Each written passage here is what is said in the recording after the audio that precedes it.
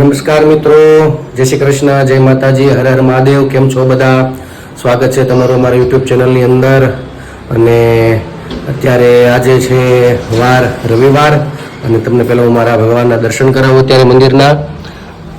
આજે ભગવાનના દર્શન પૂજા બધાની થઈ ગઈ છે બધામાં તો હજી અડધા સૂતા છે કારણ કે અમે હજી વહેલા છીએ અત્યારે, કારણ કે અત્યારે વાગ્યા છે સવારના 5:45 અને અમે લોકો અમારા યજ્ઞ છે બહાર, એટલે હું ને મારા પપ્પા બે જાય છે આગળ બહાર અને જાગુની લોકો બધા જે ઘરે છે. આજે છોકરીઓ તો અમારા હવે તો ખુશીબેન છે નહીં, 2 છોકરીઓ સૂતી છે અને બધા જે ધીમે ધીમે ઉઠીને આગળ આવશે.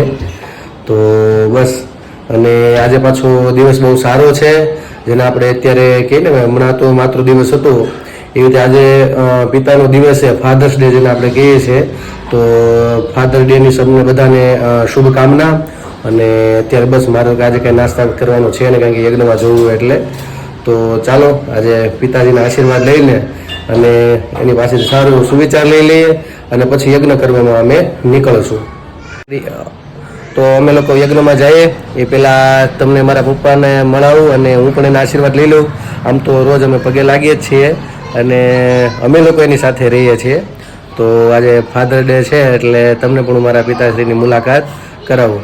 પપ્પા, જય શ્રી કૃષ્ણ. શ્રી કૃષ્ણ. અને અમારા યુટ્યુબના બધા જે યુવાનો છે, બહેનો છે, ભાઈઓ છે, એને પણ બધાને જય શ્રી કૃષ્ણ. આજે ફાધર ડે છે. ફાધર ડે છે તો મારું તો બધા યુવાનોને અને ઘેરે ઘેરે જે બહેનો છે એને ખાસ આજનો મારો સંદેશો છે કે તમે ભાગ્યશાળી છો કે તમારી ઘેરે સાસુ સસરા, વૃદ્ધ મા બાપ, આવા ઉંમરલાયક વૃદ્ધો તમારા આંગણે છે. 68 તીર્થનું ધામ છે એમના શરણોમાં. અમારા તો દીકરાઓ, કાયમ અમારા દીકરાઓ તો અમને પગે લાગે છે, પણ મારા તમામ યુવાનોને, પુત્રવધુઓને હું આજે આ સંદેશો આપવા માગું છું કે દરરોજ મા બાપને પગે લાગવું જોઈએ. એમના આશીર્વાદથી આપણા ધંધા, રોજગાર, વેપારમાં વૃદ્ધિ થાય છે, આપણા ઘરમાં પણ સુખ અને શાંતિ આવે છે. બસ આટલો સંદેશો તમે મારો યાદ રાખજો. આપણા ઘરમાં સુખ શાંતિ માટે કાયમ મા બાપને પગે લાગવું. બધાને મારા જય શ્રી કૃષ્ણ. તો મિત્રો, અમે તો અમારા મા બાપના આશીર્વાદ લઈ લીધા છે અને એની સેવા પણ કરવી જોઈએ. અને સેવા ન કરો તો પણ ખાલી બસ એની બાજુમાં એક વખત બેસવું જોઈએ, આખા દિવસમાં સાથે જમવું જોઈએ. આવા નાના મોટા નિયમ હોય તો ઘરમાં, પરિવારમાં સુખ શાંતિ રહે. અને મારા પપ્પાએ અમને બધાને આશીર્વાદ આપી દીધા છે. ચાલો તો અમે અમારા કામમાં નીકળીએ, કર્મ છે ત્યાં. અને પછી હવે જાગું તમને ઘરનું બધી વાત, જે કંઈ કામકાજ હશે બધું બતાડશે. નમસ્કાર, જય શ્રી કૃષ્ણ. કેમ છે મારું યુટ્યુબ ફેમિલી? મજામાં છે ને? બસ અમે જો હવે અત્યારે વાગ્યા છે 8 અને આજના અમારા મંદિરના દર્શન કરાવું. જય ભગવાન, જય માતાજી. તો મમ્મી આજે જો દીવાબત્તી કરે અને આજે તો અમે થોડું ઘર સાફ કરીશું એટલે થોડુંક ઇધર ઉધર છે બધું. અને જો મમ્મી અહીંયા દર્શન દીવાબત્તી કરે. મમ્મી જય શ્રી કૃષ્ણ. જય શ્રી કૃષ્ણ. બધાને મારા જય શ્રી કૃષ્ણ. મમ્મી તુલસીમાં દીવાબત્તી કરે છે અને અમે જો ઘર સાફ કરીશે એ થોડુંક પેલા નાસ્તા પાણી કરી લઈએ પછી કામકાજ કરીએ. તો હવે અમે લોકો હવે નાસ્તો કરી લઈએ. બધા નાસ્તો કરવા. હું, મમ્મી ને ઋતિ અમે ત્રણેય જો નાસ્તો કરવા બેઠા. આવો નાસ્તો કરવા. જો તો અહીંયા હોલની સાફ સફાઈ ચાલુ છે. સોફા સાફ થઈ ગયા છે, હવે એના કવર ચડાવે છે જાગુ ભાભી. બધું થોડું થોડું ધીમે ધીમે ચાલુ છે બધે. અહીંયા મમ્મી રસોડાની સાફ સફાઈ અહીંયા ચાલુ છે. બધું અનાજ ને એ બધું સાફ કરે છે. અને અહીંયા હું આ બધા ખાના સાફ કરું છું.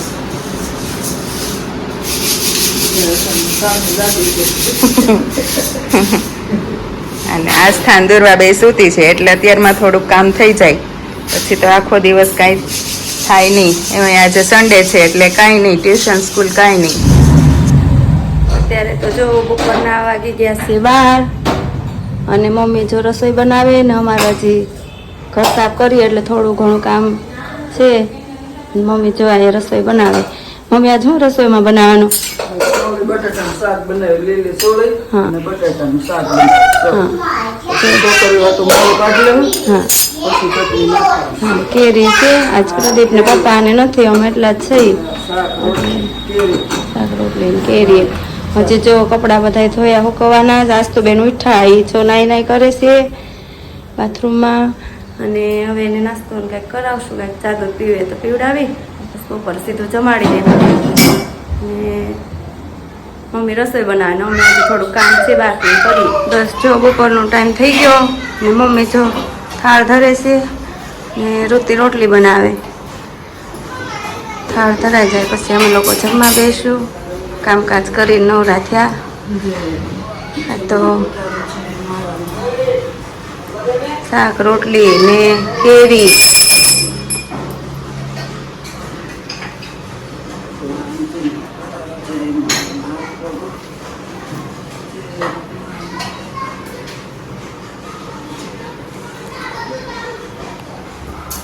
આજે તો જમવાનું શાક રોટલી ને કેરી. બસ અમે લોકો હવે જમવા બેસું. પછી તો કામકાજ કરતા હતા, ઘર સાફ કરતા હતા એટલે મોડું થઈ ગયું છે બહુ. અને મમ્મીએ શાક ને એવું મમ્મી બનાવ્યું, રોટલી બનાવે. હવે અમે તો નવરા થયા જમવા બેસું. તો મિત્રો અત્યારે વાગ્યા છે સાંજના 8:30 અને અમે લોકો ઘરે આવી ગયા છીએ. અને અમે ગયા હતા બહાર જમવા માટે. અહીંયા સુરતની અંદર શ્યામવાડી છે કતારગામમાં, તો ત્યાં જમવાનું હતું. ત્યાં અમારા ગામમાં છે એક મંદિર છે કાચા પરિવારનું, સુરાપુરા છે. પણ બધા લોકો માને છે ત્યાં, કારણ કે ગાયો માટે પોતાનું બલિદાન આપી દીધું હતું અને માથા વગર ધડથી લડ્યા હતા ઢોલીના નાદના આધારે. તો ત્યાં બધાનો પણ એટલો આસ્થા અને શ્રદ્ધા છે. અહીંયા સુરતમાં જમણવાર હતો, પ્રસાદ હતી માલા બાપાના ચોખા જે કહેવાય છે. તો અમે બધા ગયા હતા, ખાલી જાગુ ને ઋતિબેન નહોતા આવ્યા. તો એ બે જો અત્યારે ઘરે જમે છે, જમવાનું ચાલુ છે. એને પછી શાક ભાખરી બનાવી નાખ્યા. હું નહોતો જવાનો, પણ મારે પછી મિત્રના ફોન આવ્યો, કારણ કે મારા ગામના બધા મોસ્ટલી ત્યાં ભેગા થાય અને બધાને પાછા આપણે ઓળખી કાચા પરિવારના બધાને, એટલે બધા આવે એટલે 1-2 વાર ફોન આવ્યા એટલે પછી હું પણ મારે જવાનું થયું. તો અમે લોકો આવી ગયા ઘરે અને અહીંયા જમવાનું ચાલુ છે. તો ચાલો.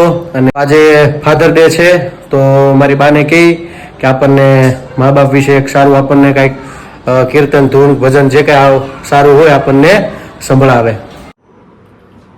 મોટી આશા ને મોટા સપના રે રામ, મા બાપના મનમાં અરમાનજો, મા બાપની વેદના તમે સાંભળો રે રામ. માતા છે મમતા કેરી મૂર્તિ રે રામ, બાપ છે કાંઈ વડલા કેરું થડજો, મા બાપની વેદના તમે સાંભળો રે રામ. માએ માની છે ઘણી માનતા રે રામ, પાણા એટલા કર્યા છે દેવજો, મા બાપની વેદના તમે સાંભળો રે રામ. ત્યારે દીઠું છે તારું મુખડું રે રામ, માના એ હરખનો માયજો, મા બાપની વેદના તમે સાંભળો રે રામ. માતા વાળે છે કોકના વાસીદાર રે રામ, જંગલના લાકડા કાપે બાપ જો, મા બાપની વેદના તમે સાંભળો રે રામ. જીવન રોળું છે આખું ધૂળ મારે રામ, પૂરા કર્યા તમારા અરમાન જો, મા બાપની વેદના તમે સાંભળો રે રામ. મજૂરી કરીને મોટા કર્યા રે રામ, ભણાવી ગણાવી પરણાવ્યા, મા બાપની વેદના તમે સાંભળો રે રામ. દીકરાની વોવાયા ઘર મારે રામ, માને હયે હરખનો માયજો, મા બાપની વેદના તમે સાંભળો રે રામ. મગડ પણ આવ્યું છે હવે ઢુકડું રે રામ આંખે દેખાય ન કાને સંભળાય જો મા બાપની વેદના તમે સાંભળો રે રામ દીકરાની હોવે બાજી પલટી રે રામ નડે છે તારા ઘરડામાં ને બાપ જો મા બાપની વેદના તમે સાંભળો રે રામ મા બાપને ઘરની બહાર કાઢ્યા રે રામ વૃદ્ધાશ્રમમાં મૂકવાને જાય જો મા બાપની વેદના તમે સાંભળો રે રામ તો એ મા બાપે આશીષ આપ્યા રે રામ અભરે ભરાય તારા ઘર જો મા બાપની વેદના તમે સાંભળો રે રામ ભક્તિ કરે છે પૂરા ભાવથી રે રામ હળવા કરે હૈયા કેરા દુઃખ જો મા બાપની વેદના તમે સાંભળો રે રામ દીકરાના દીકરા મોટા થઈ ગયા રે રામ સાંભળે છે કાંઈ ઘરડામાં ને બાપ જો મા બાપની વેદના તમે સાંભળો રે રામ પ્રીતમ હિસાબ રાખે પૂરતો રે રામ જેવું કરો તેવું ભરજો મા બાપ વેદના તમે સાંભળો રે રામ વારા પછી સૌનો વારો આવશે રે રામ ભક્તો કે છે સાવ સાચી વાત જો મા બાપની વેદના તમે સાંભળો રે રામ મોટી આશા ને મોટા સપના રે રામ મોટા મા બાપના મરમાય અરમાન જો મા બાપની વેદના તમે સાંભળો રે રામ સૌને મારા જય શ્રી કૃષ્ણ. તો જો આ આસ્થુ ને પ્રદીપ ને જો આ મસ્તી કરે છે રમતા રમતા. કેમ વાલી વાલી ગીરી? શું છે આજે? ફાધર ડે છે. અરે વાહ, એટલે મારો દીકરો તો તે મને હેપી વાલી વાલી કરી લીધી. હે તેડવું છે. અરે વાહ, ચાલો બસ પાછી વાલી વાલી કરીએ એકવાર. અરે વાહ, હેપી ફાધર ડે. એટલે હે હું પણ દાદાને પગે લાગ્યો તો. તું રોજ લાગશો? અરે વાહ. અરે વાહ. તો મિત્રો અત્યારે હવે 10 સાડા 10 જેવું થઈ ગયું છે રાતના અને અમારી સુવાની તૈયારી ચાલે છે. હવે બધા સુઈ જઈએ. સવારમાં પાછું વહેલા ઉઠી બહાર જવાનું છે. તો આજે બહુ આનંદ આવ્યો અને આજે ફાધર ડે હતો એટલે મારા પપ્પાએ પણ સારો એવો સંદેશો તમને આપ્યો. તો ખાસ મા બાપની સેવા કરવી. સેવા ન થશે કે ખાલી મા બાપ સાથે રહો તો પણ એના માટે અત્યારના સમય પ્રમાણે મોટી સેવા જેવું છે. તો પણ એના હૃદયની અંદર આનંદ રહે માતા પિતાને. અને આખા દિવસમાં બને તો ફરીથી કહું છું કે પરિવાર સાથે ભોજન કરવું. અને મારા બ્લોગને હું અત્યારે આજે વિરામ આપું છું. તો આજ માટે એટલું. તો અમારી ચેનલને તમે લાઈક કરજો, શેર કરજો, સબસ્ક્રાઇબ કરજો અને આ કોમેન્ટમાં તમારો જવાબ આપજો, તમારો સહકાર આપો, પ્રેમ આપજો અને વિડીયો છેક સુધી જોજો, સ્કીપ ના કરતા છેક સુધી જોજો ને તમારો પ્રેમ આપજો. તો આજ માટે એટલું. Bye bye, see you, good night, Jai Shri Krishna, happy father day. આવજો.